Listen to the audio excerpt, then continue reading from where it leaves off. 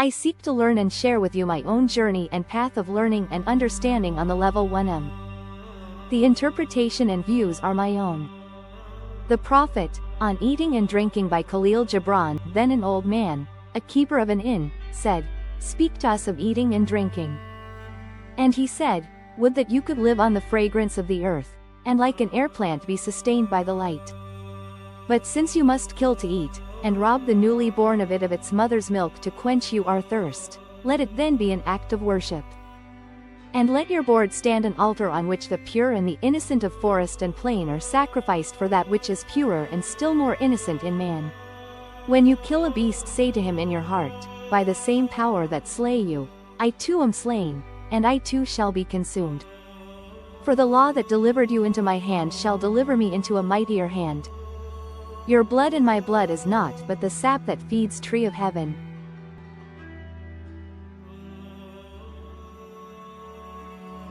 And when you crush an apple with your teeth, say to it in your heart, your seed live in my body, and the buds of your tomorrow shall blossom in my heart, and your fragrance shall be my breath, and together we shall rejoice through all the seasons.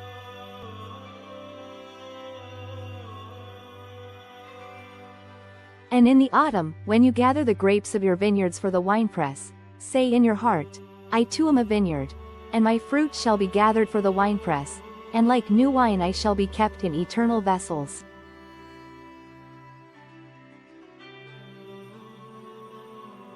And in winter, when you draw the wine, let there be in your heart a song for each cup, and let there be in the song a remembrance for the autumn days, and for the vineyard, and for the winepress. On Eating and Drinking, Gibran invites us into a sacramental consciousness, where even the most routine human acts are imbued with reverence, humility, and spiritual presence. Here, he transforms nourishment into a ritual of unity, not just with nature, but with the sacred rhythms of life and death. Let's examine this poetic sermon with a philosopher's insight and a psychologist's depth. On Eating and Drinking, Philosophical and Psychological Analysis. 1. The ideal. To live on light. Would that you could live on the fragrance of the earth, and like an air plant be sustained by the light. Philosophically, Gibran opens with a utopian image, pure, non-violent sustenance, free from harm or consumption. He references spiritual traditions where breath, light, or energy is seen as sufficient, as in some yogic, Taoist, or mystic teachings. This is a yearning for non-duality, a way of being that does not require taking to sustain. Psychologically, it reflects our deep, often unconscious conflict with survival, especially when survival seems to come at the cost of other life. 2. If you must take life, make it sacred, let it then be an act of worship. Here Gibran brings us back to reality. To eat is to kill in some form. He doesn't condemn it, he transcends it with consciousness. Philosophically, this echoes indigenous and animistic traditions where eating is not consumption but ceremony.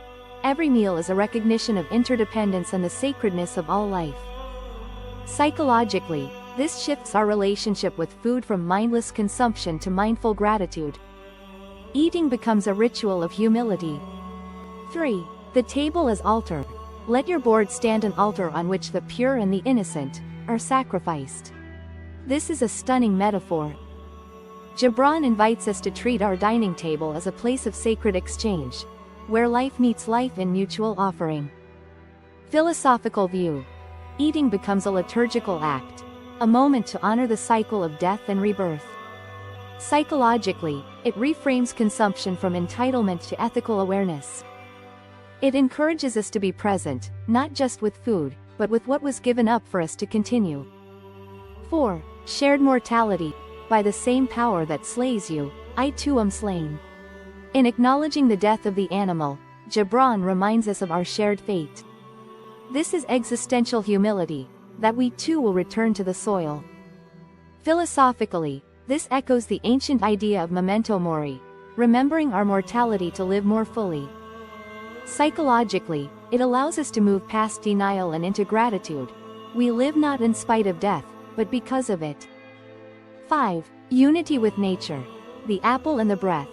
Your fragrance shall be my breath, and together we shall rejoice. Gibran transforms eating into communion, not just biological nourishment, but spiritual fusion. The apple becomes part of the self becomes part of nature. Philosophically, this reflects pantheism, the belief that the divine resides in all forms of life, and that everything we consume is already a part of us. Psychologically, this metaphor affirms the human longing for wholeness, to reconnect with something larger than the isolated self. 6. The vineyard and the winepress. I too am a vineyard. My fruit shall be gathered. Gibran draws a mirror between nature's cycle and the human spirit. Just as grapes are pressed into wine, so too are our experiences pressed into wisdom, soul, and offering. Philosophically, this symbolizes the alchemical transformation of the soul, how life ferments within us into something that can nourish others. Psychologically, it resonates with self-actualization, the ripening and release of one's inner fruit, born from effort, pruning, and time. 7. Drinking with remembrance. Let there be in the song a remembrance. Gibran closes with a ritual of mindfulness and gratitude, every cup of wine a moment to honor the process, the season, the vineyard, the crushing, the transformation. Philosophically, this is a hymn to interconnectedness and time.